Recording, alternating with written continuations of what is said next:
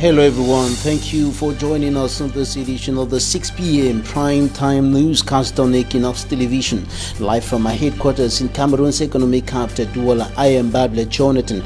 In our top stories in this edition of the news, women in Kumba, Meme Division, southwest region of the Republic of Cameroon, compel the city council to reverse its anti-ghost town strategy. The women took to the streets today protesting against the closure of the market. The main market of the city has been reopened. And in this newscast, we will also bring to you details on the killing of a 13-year-old child beaten to death here in Cameroon's economic capital, Douala. And in the far north region of the country, the impact of famine and skyrocketing prices of basic commodities are weighing down increasingly on the population, and they are urging the government to rescue them from the difficult situation in which they find themselves today.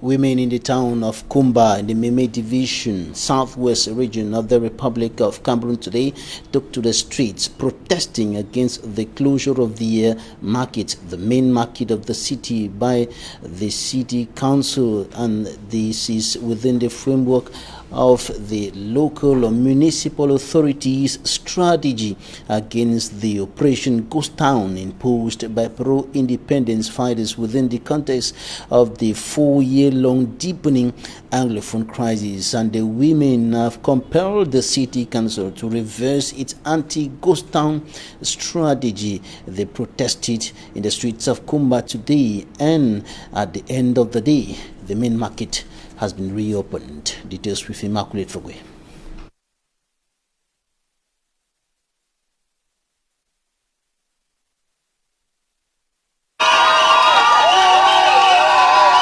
The fight against Operation Ghost Town sends women to the streets in Kumba, Meme Division, southwest region of Cameroon. They are traders at the Kumba main market. Their shops and the market have remained closed for over a week. The city mayor shut down the market as a strategy to compel the traders to stop respecting Operation Ghost Town imposed by pro-independence fighters every Monday. And now they are saying enough is enough. Their families will not perish because of a problem they did not cause.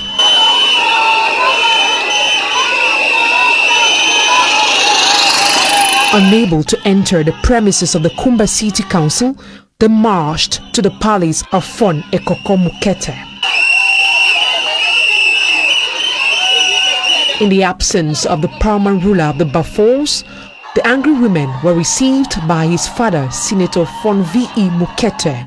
He invited the city mayor for a consultation in view of solving the plight of the protesters.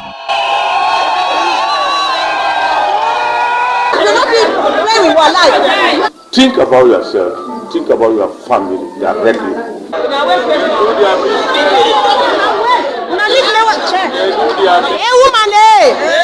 Go unseal the stores. And the Kumba main market has been reopened.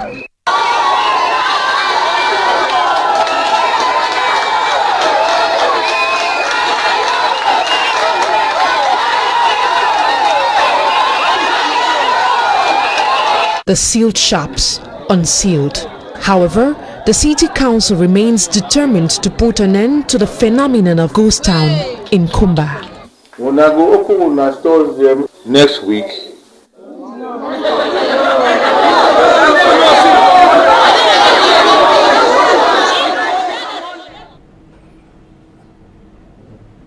two daughters of one of the separatist generals in the northwest region of the Republic of Cameroon, Alaji, have been handed over to the Ministry of Social Affairs. They were captured in the Bafut during an operation codenamed Bafut 2. And Stella, our correspondent in the Northwest region, also spoke to the Northwest Regional Delegate for Social Affairs, who says their services are in urgent need of infrastructures to attain the needs or to meet the needs of many who are in distress as a result of the Anglophone crisis. Her report. Parents sending out their child from home much is expected. Brigadier General Carvalho, commander of the 5th Joint Military Region, sends off 17-years-old Sonita and 6-years-old Geraldine. And wish you a bright future and good luck, right? When you go study, you go to school, to make sure that you become a great big lady in this country, right? The 2 girls were captured from their home at Acheni, a locality in Bafut, during an operation codenamed Bafut 2. They are daughters of Ambazonian General Alaji, otherwise known as General Deadman. He is said to have escaped with his wife when soldiers stormed their residence during the operation in May 2020. The mission given to us by the President of the Republic is to protect and secure the population of the Northwest region. This is why, even knowing that those 2 children, their father is a non-terrorist, he said, let us take care of them. Since then, the girls have been under the care of the 5th Military Region. For the last, let's say, 3 months, we accommodated and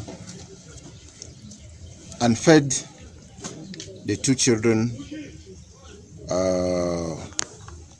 while the investigation by the gendarmerie and also the social investigation was going on. Under normal circumstances, the girls will be in the care of the Delegation of Social Affairs. Madame Rebecca Nkwati, Northwest Regional Delegate for Social Affairs, says they are lucky the hierarchy of the military stepped in as their service lacks the appropriate facilities. We don't have all it takes to handle these children, because the first main thing that they needed, if they were handed to me that same day, was space, a lodging. And because we don't have a center for children in distress in the Northwest region, we would have been handicapped. We have had cases that have come to us and we get stranded looking for where to place them. Today, the girls are happy to regain normal life. For a long time, Geraldine has not been in the company of her age mates. With the ongoing armed conflict in the Northwest region, Madame Rebecca is concerned about the well-being of internally displaced persons in particular, most of whom are in urgent need of support from her ministry. I've already launched an appeal to my minister, and I think that they are trying to study it. But I want to launch an appeal to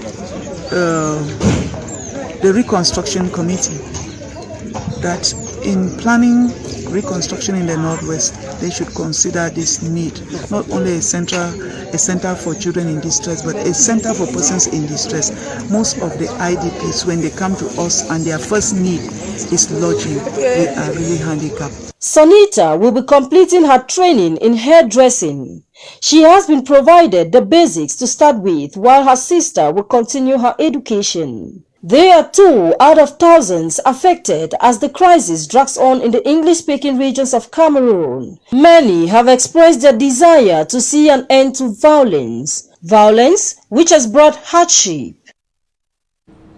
And hundreds of thousands of Anglophone Cameroonians or English-speaking Cameroonians forced out of their homes in the 2 Northwest and Southwest Anglophone regions are in dire need of humanitarian aid. Many of them are living in precarious conditions in different parts of the country, while there are some who are now refugees in the Federal Republic of Nigeria, looking forward to the day when the violence in their area of origin will come to an end so they can return home. In the meantime, the government chairperson of the Southwest region, Bernard Bilai, says the launching of the first Francophone Catholic church in the region will go a long way to enhance national integration. David Sunmaimo reports from Limbe.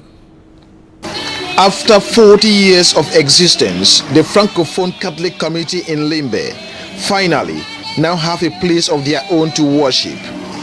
Officiating at the official service of the Francophone Catholic Church in Limbe, the Apostolic Administrator of the Buea Diocese, Bishop Michael Bibi, challenged the Francophone Catholic Christians not to relent their effort of making the church a full Francophone parish. In these 40 years, we have been looking for the opportunity to have land. We have been looking for contributions in order to help them have a building where they can use for worship. You agree with me that we celebrated Mass today in the hall, which is one of the first buildings that they are putting up. Eventually, they'll be able to construct a church building where they will be able to worship God there. Challenge them that they should make sure that they equip the presbytery in such a way that a priest can live there, because there's no need making a parish where the priest will not be resident there. Being the first Francophone Catholic church in the Southwest region, Governor Bernard Bilai said the launching is a sign of enhancing national integration. For me, a sign that the living together is not just a slogan, that the national integration is, because those people, they will never go back. They don't have any other home. Their home, they were born here, they are here. That's why they think that they should have all what they may need. The senior priest of the church added his voice to say, a Francophone church in an Anglophone area is not just peculiar to the Southwest region, but it is a sociological component of the church that exists everywhere in the world. They are not having themselves different from the Anglophone. We can come together despite our differences and praise God. Integrated into the common church, which is the church in the Diocese of Buea, governed and being led by Monsignor Michael Vivi. The church service was equal an opportunity for some uniformed men who accompanied the governor to receive blessings from the bishop as he prayed for them. The 2 hectares of land on which the church is constructed is thanks to the government of Cameroon, reason why the bishop handed the Holy Bible to the governor. The Francophone Catholic Christian community in Limbe was reintegrated in the Holy and Trinity parishes of Newtown and Bota and have been worshipping alongside the Anglophone counterpart for over 40 years. Coming up, Immaculate Fogwe unearths the hidden facts concerning a 13-year-old boy beaten to death in Koto in the $5 subdivision. The alleged killer is under police custody and we went investigating. Immaculate Fogwe compiled the facts in this report. 13-year-old Jokmini Stefan Ludovic, popularly called Dylan, will not be able to achieve his dream of becoming an electrician or a footballer in future. The Form 3 student schooling at Collège Canaries in Koto Village in the $5 subdivision was beaten by his neighbor for allegedly stealing his phone. The sudden demise of the teenager has left his mother, father, brothers, friends and other family members inconsolable. The suspected murderer of Dylan, Niklat Kalos, was immediately arrested by the forces of law and order for questioning. Dylan took Kalos's phone to a technician to decode it without permission. Kalos, while at the technician's workshop, saw his phone, so he told the technician that it belongs to him. He was later told that the phone belongs to Dylan.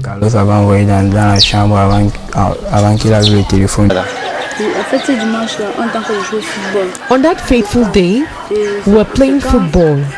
Carlos had to stop our march by calling for Dylan in his room. They started beating him with a lock of wood. The neighbors tried to stop him, but he did not heed to their call. According to the mother of Dylan, the pains inflicted on her son caused him to pass out immediately as he arrived home. Dylan was not sick. When he arrived home, he told me that Uncle Carlos used a lock of wood to beat him. Unable to bear the injuries, he fainted. We immediately rushed him to the Quarter Hospital. The doctor told us that we should rather take him to the Lakentini Hospital. While on our way there, he died. 4 days after the demise of Dylan, his father was arrested. According to him, his arrest was meant to convince him to accept that his son Dylan was sick. They took me to the cell and started pressurizing me that I should accept that my child was sick before being beaten. I refused to succumb to their call. So they decided to lock me up. They liberated me so I could go bury my son. After the burial, I will have to go back to the cell. The family are calling on competent authorities to intervene so justice can be served. Now we take you up north. The famine-stricken population of the far north region of the country are urging the government to save them or rescue them from the difficult situation in which they find themselves today. The prices of basic commodities are on a sharp rise on the markets in that part of the country. Équinoxe has the details.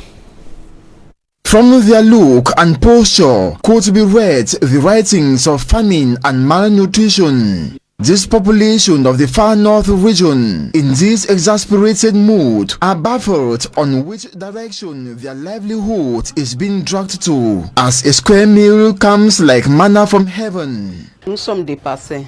Je me rends compte que le gouvernement est en partie responsable. I believe government is responsible as trade has been abandoned in the hands of individuals who do what they like and skyrocket prices of foodstuff.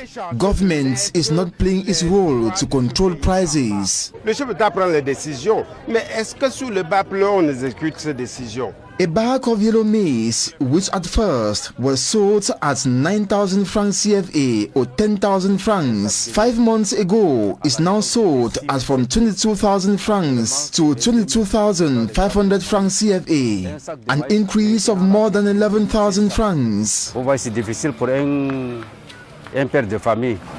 Donc c'est pourquoi la famille est entrée partout, mais on n'arrive plus à se nourrir. They are now compelled to consume red maize instead of the yellow one. La tasse de mil jaune. A cup of yellow millet costs 300 francs CFA, while a cup of red millet is bought at 200 francs. Reason why we prefer to consume the red millet. Famille qui se dessine à Marois. Dans certaines zones-là. According to the locals, high demand of the millet by Nigerians in the far north markets, high demand by non-governmental organizations to supply refugees in and out of Cameroon, high cost of fertilizer, little or no rainfall, and many other factors account for the exorbitant prices, with the local population incurring the adverse consequences. Ils achètent, ils ramènent ça directement au Nigeria.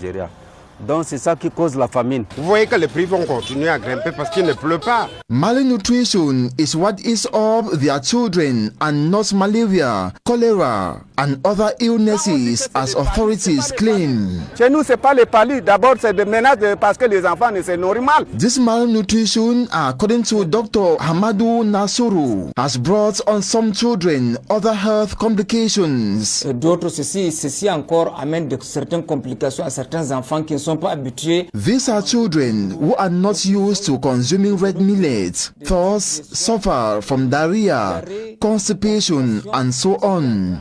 Most of them also look pale due to switch of diet and the fact that they now battle for a square meal instead of 3 daily. Manger une seule fois par jour.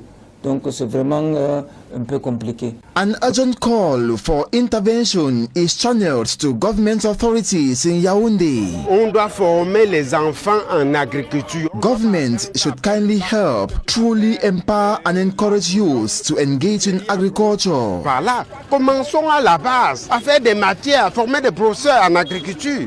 Bon, pour remédier à ce problème, donc, nous aimerions que l'État nous aide. Government authorities should grant subsidies to producers. Les producteurs. Sans subvention, sans aide, on ne peut pas, un paysan ne peut pas s'en sortir. With this exasperated look, the population desperately awaits a quickened positive reaction from Yaoundé. Cameroon's Minister of Territorial Administration, Atanganji Paul, has advised inhabitants of the country's economic capital, Douala, to stop building houses in risk zones. He was in Douala yesterday and today after the heavy downpour and floods that hit several parts of the town, and the minister urged the population to collaborate with administrative and municipal authorities in the fight against this problem. And the city mayor of Douala, Roger Mbassadine, said the city needs 240 kilometers of drainage canals to solve the problem. Smanjikan Gebre has more. The ugly face of the bridge linking Makepe Misoke, Bonamusadi and Bepanda, Friday, August 21, 2020. People couldn't use this bridge due to the heavy downpour.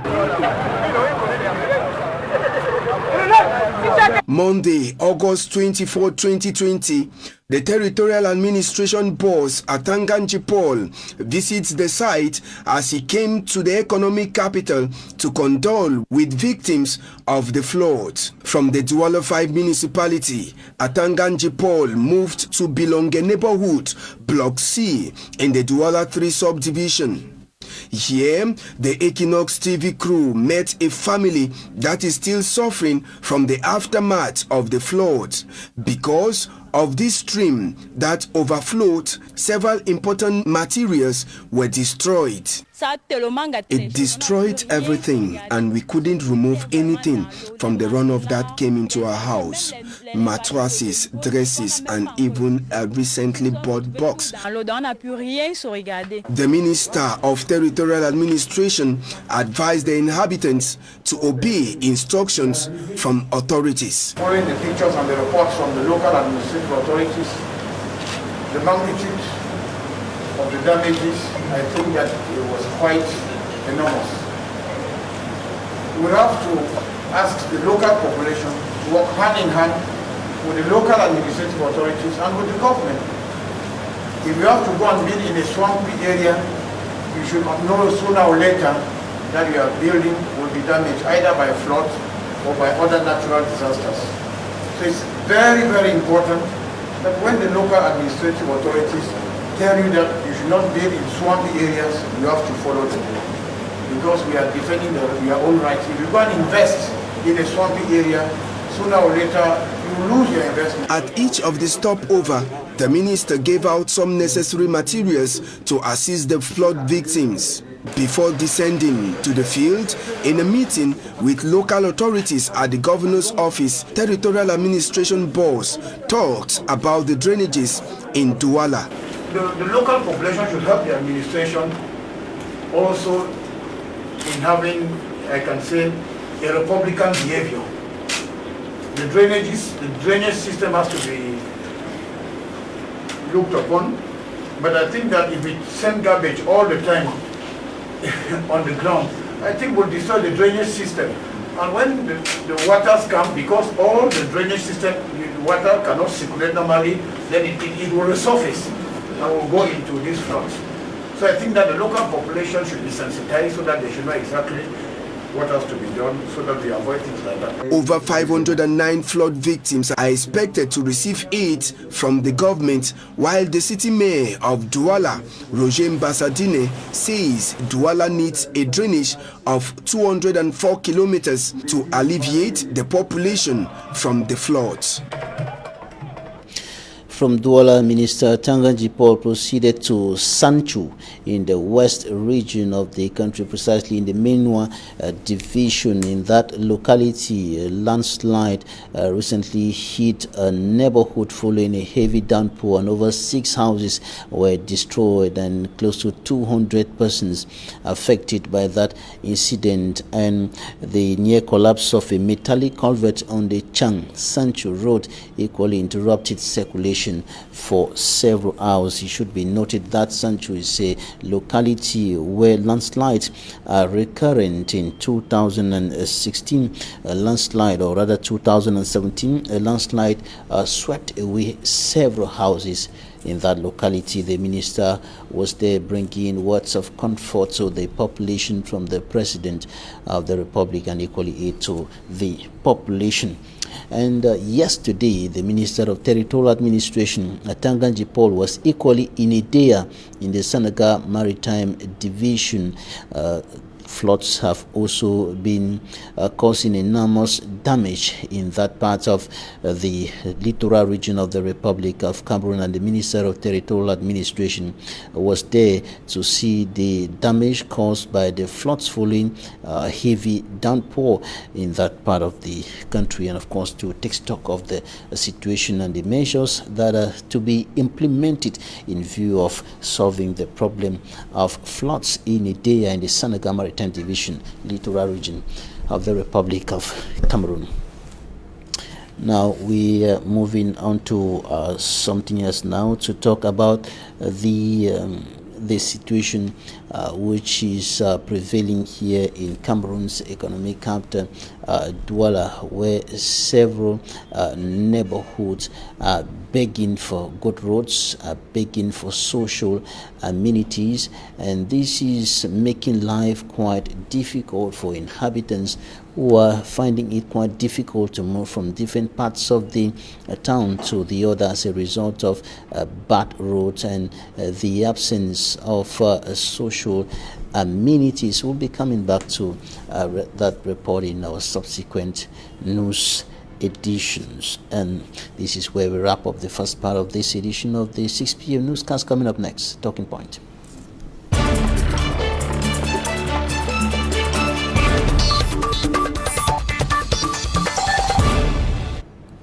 Thanks for joining us in Talking Point. We are receiving a civil society leader, David Sinate. You're welcome. Thank you very much, Jonathan. Glad to be here. Right, you saw the minister on the ground here in Douala taking stock of the situation as far as floods, the problem of floods is concerned in Idea, in the Sanchu.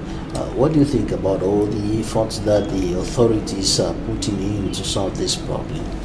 Yeah, it's a very unfortunate situation, especially that it would appear it's the population that is stubborn, because probably by these swampy areas in dry season when it's manageable, and in spite of all the warnings that they are given, they still persist and build there, and when trouble comes, it comes very swiftly.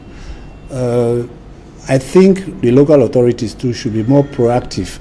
They should stop them before they carry out the investments that they do there. But I have a feeling that the local authorities are themselves corrupt, in the sense that they know that the people are not supposed to build there. When they go there, they don't chase them away, because the people give them something and they stay there. And this it's a problem of corruption. Yes, it's a big problem of corruption. I remember when the airport area, the Axlu, just started, there were no people there. This area had been completely declared marshy, was not fit to build.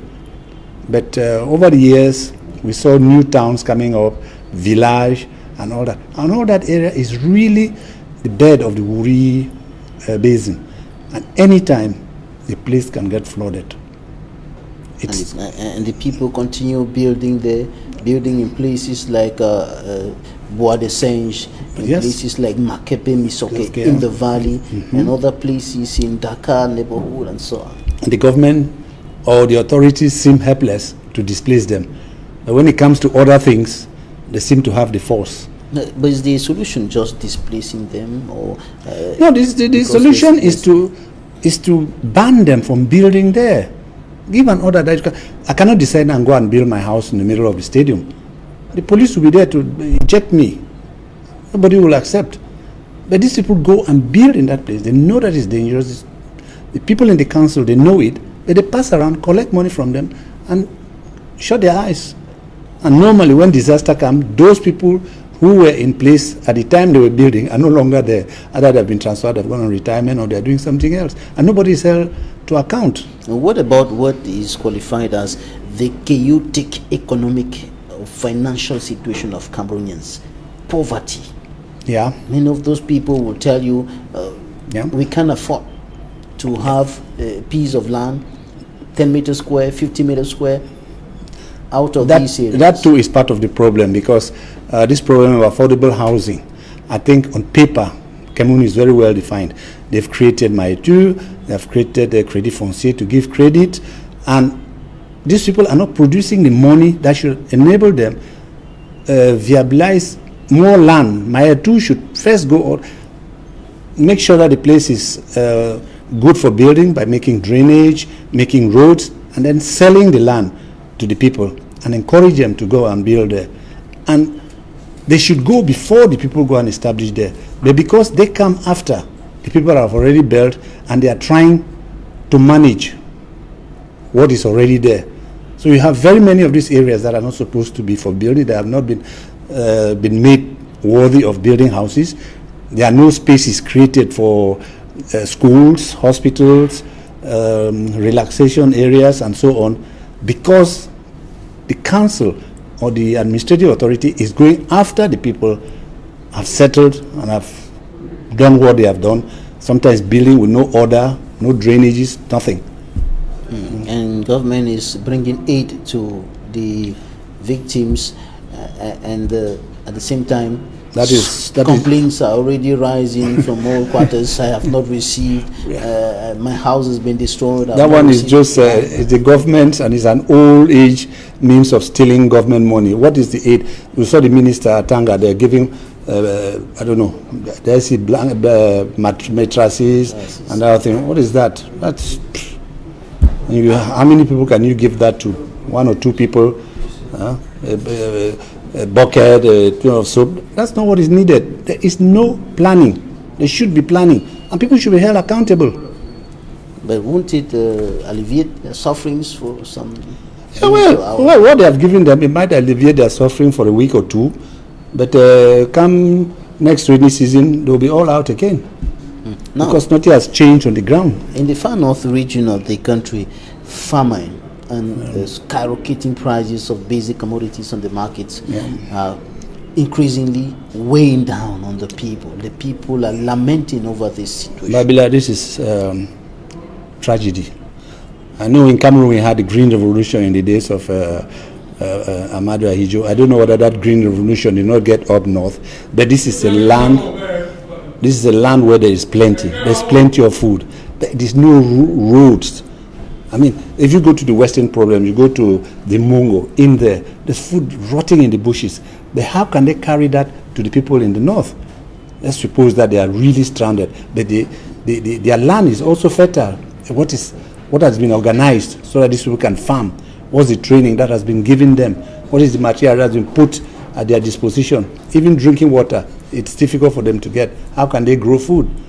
And this is one of the problems that civil society leaders like the political parties, like the CPP, the Stand Up for Cameroon Civil Society Platform, the SDF, and even the CRM political party have been highlighting with regards to the Boko Haram problem, the terrorism problem in that part of the country. That this is the problem that is pushing many young people into... To answer to that, there's no shortage of people pointing out where the faults are, saying what can be done. But the hyper-centralized system in this country does not permit movement.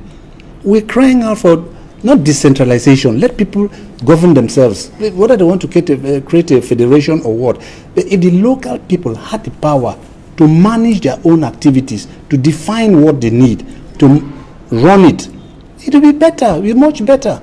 But when they all have to count on somebody in Yaoundé, a minister in Yaoundé, who has to count on the presidency, it just doesn't work. But that is already been broken down to the... No, this is just pretense. To the councils, to the subdivisions and so on. This is just pretense. New decentralization code. Babila, I swear to you, and Southwest and all of that. I swear to you, nothing is happening. Nothing will change. They are the same people there, and they are even getting harder. They are even getting more fixed on their situation. Well, why should they have such a grip on everybody? What's wrong with allowing people to run their own affairs? The Anglophones have been crying for this for 4 years.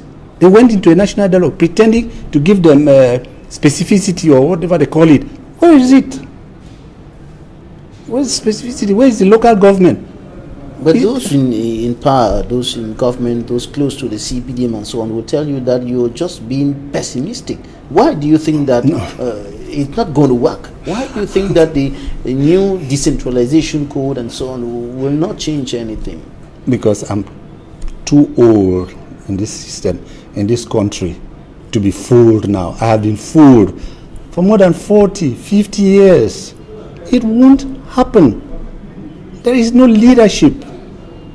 There's no what the French call encadrement. They're just people pretending, collecting their salaries, putting in their pockets, and making whatever. And in this country, I ask myself, what are parliamentarians doing? Who makes the law in this country? We have, for example, an instruction given by a minister that cutlasses can only be bought with the authority or the authorization. What sense does that make? Are we going to have serial numbers of cutlasses? Does the minister know what a cutlass does? What it is? You have a knee-jerk reaction because cutlass was used in cutting somebody's head neck. So now we have to get permission to get cutlasses. When they complain that, or the Anglophones complain that they don't give the ministries, here's a sovereign ministry, territorial administration, given to an Anglophone. Look at the type of rules he brings. He just permits all the others to say that his son is Anglophone. And he does that to who? To his own brothers. His own brothers, Northwest, Southwest people. So who does he want to criminalize now? For the next 4 months, people will either stop buying cutlasses or buy cutlass at your own risk because you need authority. And within the context of the Anglophone crisis, some women, notably traders of the Kumba main market, took to the streets today, protesting against the closure of their market for over a period of 1 week today, and they succeeded to compel the city council to reverse that anti-ghost town strategy. What do you think about what the Kumba City Council is doing, and which is similar to what the Boya Council is doing in the two councils in the Southwest region, fighting Operation Ghost Town? These are councils that want to please their masters in Yaoundé.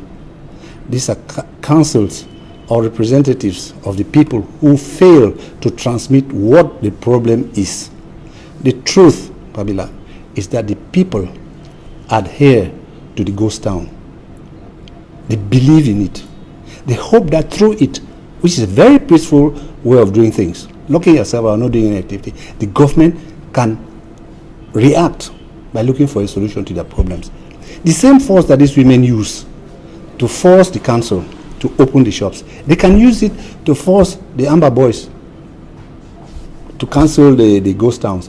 But they do believe in the ghost towns. They should forget that it's fear. It's not fear. They believe in the ghost towns. People look up to the ghost towns. People prepare for the ghost towns. All over the big towns, Kumba, Boya. How can you prove this? The people have adjusted. The people are just afraid to be killed. No, afraid of nothing. They have adjusted their programs and consider that Monday is another public holiday for themselves. The government should align as well, and they will do it better instead of fighting with their own population. You have people like the DO of Kumba. He represents who? The head of state. Who signed the decree putting him there? If he was voted by his people, the people will listen to him. They will sit in a council, they will sit in a meeting and decide whether ghost town is good for them or not. Are you saying that strategy cannot it will not produce the desired results? You heard the way the man asked the people, next week you open your markets, no? They didn't even have the pretense to say yes. They just set them quiet. Because next Monday there will be ghost town. Oh yes. And it's a cry from the people. Let us govern ourselves. Let's do things the way we want. We are not threatening you. Remain in Yaoundé. Do what you want to do. Just let us carry our own way of administrating, decide our own things, elect our own people, and we'll go ahead. In the meantime, there's a military operation going on in the northwest region of the country, a crackdown on the separatist fighters. You saw in this newscast 2 daughters of separatist general handed to the social affairs ministry and so on. That crackdown, what's your take on it? Can it? They're just hardening the population. They've recruited more people to the resistance than were before. There are people who are angry. There are people who have been maltreated.